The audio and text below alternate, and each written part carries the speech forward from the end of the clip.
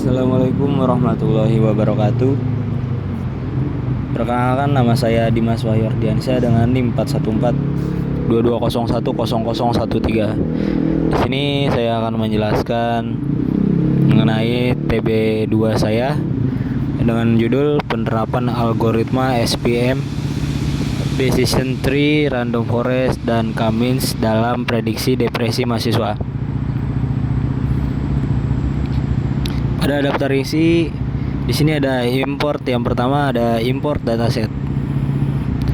Yang pertama kita buka adalah XMPP dengan kita start Apache dan MySQL. Selanjutnya kita buka di localhost phpMyAdmin, dan di sini kita import. Kita buat database dulu dan kita import sehingga muncul dari dataset kita tabel-tabel seperti ini. Selanjutnya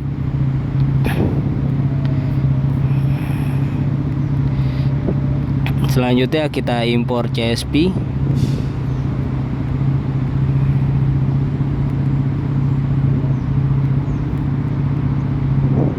Nah, di sini kan ada dataset, import dataset yang sudah saya jelaskan tadi. Nah, di sini ada import CSV.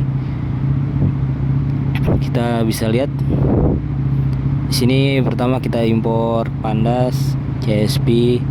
Nah, di sini untuk membaca dari dataset kita. Ini adalah letak file dari dataset kita, dan di sini ada database. Di sini ada nama dataset kita. Kita bisa lihat di sini.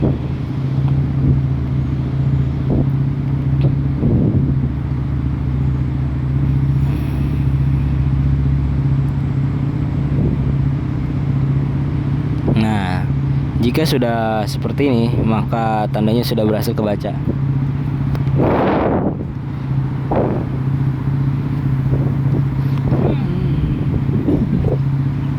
Selanjutnya di sini ada algoritma naive Bayes. Di sini ada kodenya.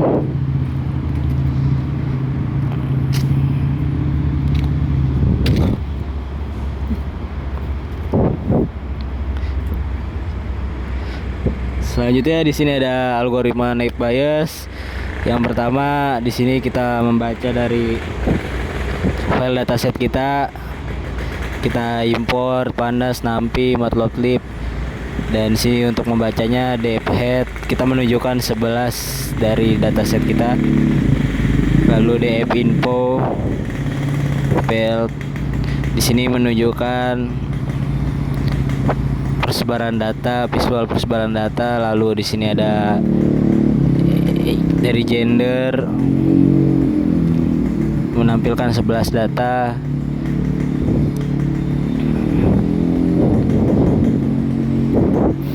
Lalu di sini adalah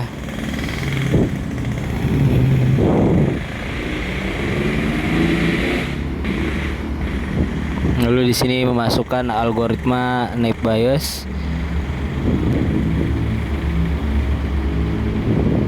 Nah, di sini adalah kode menampilkan akurasi dari naive Bayes. Nah, kita bisa lihat hasilnya di sini ada 0,65. Di sini ada tabel data dari algoritma naive Bayes.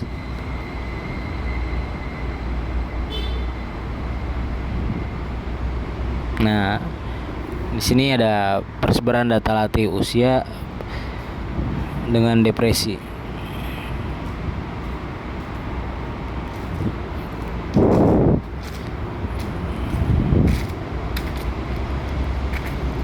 Nah, ini tadi kode yang tadi.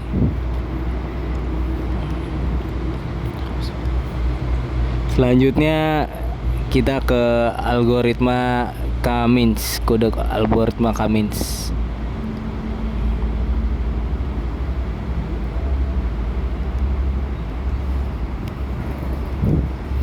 Di sini pertama kita import dulu library-nya dari pandas, numpy, matplotlib, seaborn. Dan pada kode ini kita baca dulu apakah datanya sudah masuk atau belum. Di sini menampilkan 10 dari dataset kita. Dep describe menampilkan statistik. Lalu di sini mengubah objek menjadi int. Pada tabel ini menunjukkan depresi gambar depresi berdasarkan gender.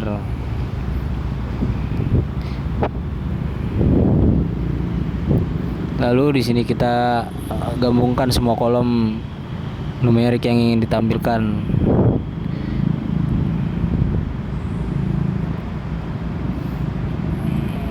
Pada kode ini menampilkan data tabel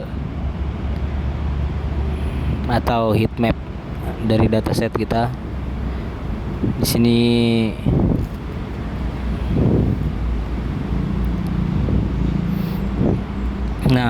di sini adalah modeling dari parameter atau algoritma Keynes. Ini menampilkan label cluster. Ini jumlah data tiap cluster. Selanjutnya di sini adalah tabel dari apakah mahasiswa yang lebih stres belajar lebih sedikit. Kita bisa lihat di sini datanya yang paling besar warna kuning. Sini ada sebuah grafik kubus menunjukkan klaster dari tekanan akademik, jam belajar, dan depresi.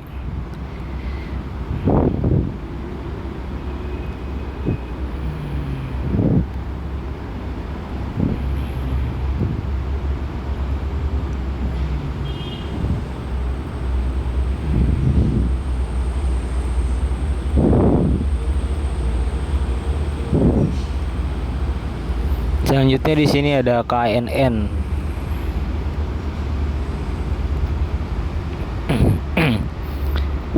Yang pertama kita import dulu Pandas, NumPy, Matplotlib, Seaborn. Di sini kita baca lagi file data kita, depth, lalu menampilkan 5 data teratas di data frame. Di sini menampilkan dari jumlah data depresi, menampilkan happy or head, sleep duration, birthday habits. Nah, di sini menunjukkan dari histogram dari egg kredit, egg financial stress, dan durasi. Lalu pada di sini menunjukkan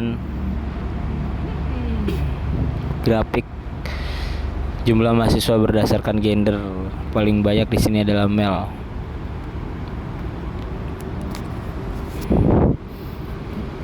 Di sini adalah data dari visualisasi perbandingan jumlah data untuk tiap jenis dari dirty habits berdasarkan gender. Di sini depresi berdasarkan gender. Di sini dirty habits berdasarkan depresi. Lalu di sini matriks korelasi dari dataset kita, dan di sini DF info.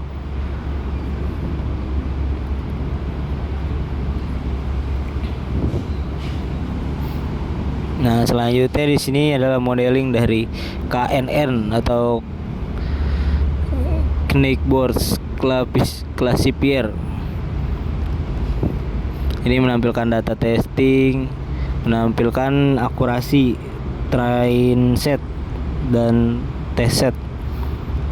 Untuk train setnya 0,9 dan test setnya 0,8. Terus mencari nilai K dengan akurasi terbaik. Kita bisa lihat nilai K dengan akurasi terbaik dengan jumlah maksimal 0,871 dan jumlah maksimal 0,91 dan minimal 0,77.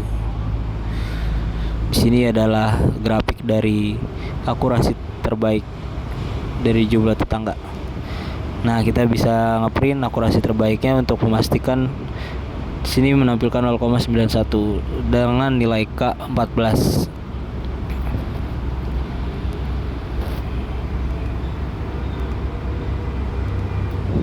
Selanjutnya kode algoritma support vektor, atau dengan kata lain SPM. Kita bisa import dulu library-nya, import pandas, numpy, terus plotly, seaborn, matplotlib. Kita bisa baca depth head atau kita baca datasetnya. Jadi saya sini akan menjelaskan modelingnya dari SPC atau SPM ya. SPM dari dataset saya. Sini menampilkan akurasi dari SPM saya 0,78. Lalu di sini adalah tabel dari atau data dari tabel dataset saya. Selanjutnya di sini adalah kode algoritma random forest.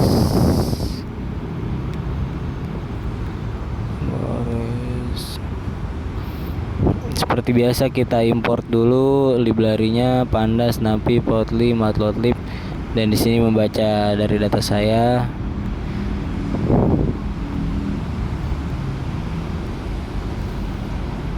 Di sini ada kolom depresi.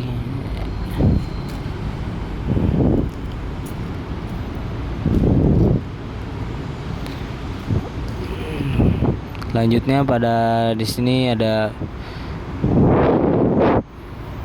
algoritma dari random forest atau parameternya.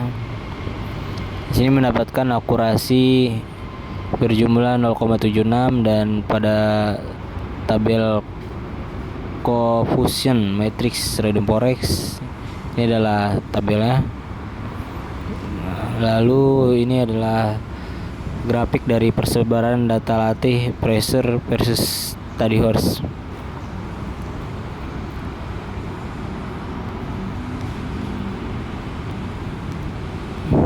Selanjutnya adalah algoritma descent tree.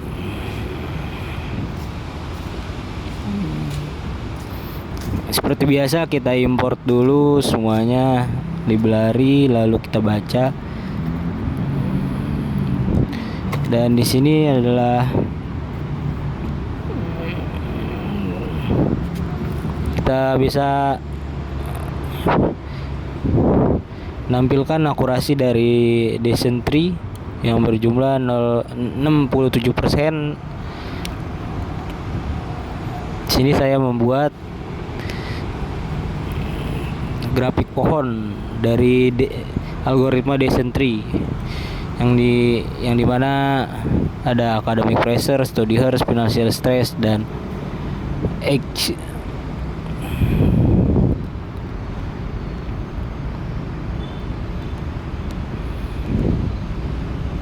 Nah, di sini ada algoritma naive Bayes.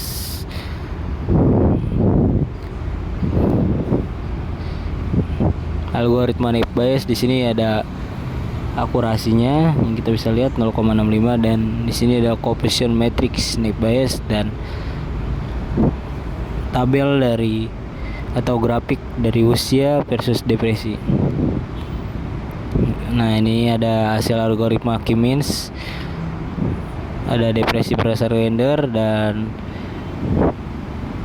dan grafik-grafik dari yang kita input. Di sini adalah heat map. Selanjutnya di sini ada data dari Kimens, dan di sini adalah grafik dari mahasiswa lebih stres belajar lebih sedikit, dan pada di sini ada visualisasi tekanan akademik, jam belajar, depresi. Selanjutnya Random Forest. Random Forest mendapatkan akurasi sebesar 0,76. Pada di sini ada tabel dari coefficient matrix dari Random Forest, dan pada di sini ada grafik persebaran data latih pressure versus study horse. Selanjutnya ada hasil dari algoritma KNN. KNN mendapatkan akurasi train set 0,92. Selanjutnya akurasi t-set 0,81. Sini adalah jumlah tetangga dari grafik jumlah tetangga akurasi dari KNN, yang dimana nilai paling tingginya 0,91 dan nilai paling rendahnya 0,77. Selanjutnya adalah hasil algoritma support vector machine atau SPM, mendapatkan akurasi sebesar 0,78. Lalu di sini adalah grafik dari coefficient SPM. Selanjutnya hasil algoritma Decision Tree. Saya membuatnya grafik dengan gambar pohon dari Decision Tree. Selanjutnya ada kesimpulan. Berdasarkan serangkaian percobaan dan analisis menggunakan berbagai algoritma machine learning seperti K-means, clustering, naive Bayes, SPM, random forest, dan Decision Tree, disimpulkan bahwa clustering K-means berhasil mengelompokkan mahasiswa ke dalam beberapa segmen berdasarkan kesamaan karakteristik seperti tingkat stres, jam belajar, dan tekanan akademik. Visualisasi menunjukkan bahwa mahasiswa dengan stres finansial tinggi cenderung memiliki jam belajar yang lebih rendah. Selanjutnya yang kedua, model klasifikasi naive Bayes, SPM, random forest, dan Decision Tree mampu memprediksi status depresi mahasiswa berdasarkan fitur-fitur seperti tekanan akademik, stres finansial, jam tidur, dan riwayat keluarga. Yang ketiga, akurasi model tertinggi diperoleh dari algoritma SPM dan random forest, masing-masing dengan nilai di atas 80%, sementara Decision Tree memiliki akurasi moderat sekitar 67%. Yang keempat, coefficient matrix dari setiap model memberikan gambaran bahwa kombinasi variabel psikologis dan sosial mampu memberikan prediksi yang cukup baik terhadap status depresi mahasiswa. Yang kelima, pohon keputusan. Decision Tree menunjukkan bahwa fitur tekanan akademik, stres finansial, dan jam belajar merupakan sektor dominan dalam menunjukkan status depresi mahasiswa. Nah, itu saja yang dapat saya sampaikan. Mohon maaf bila ada kesalahan atau kurang kata. Assalamualaikum warahmatullahi wabarakatuh.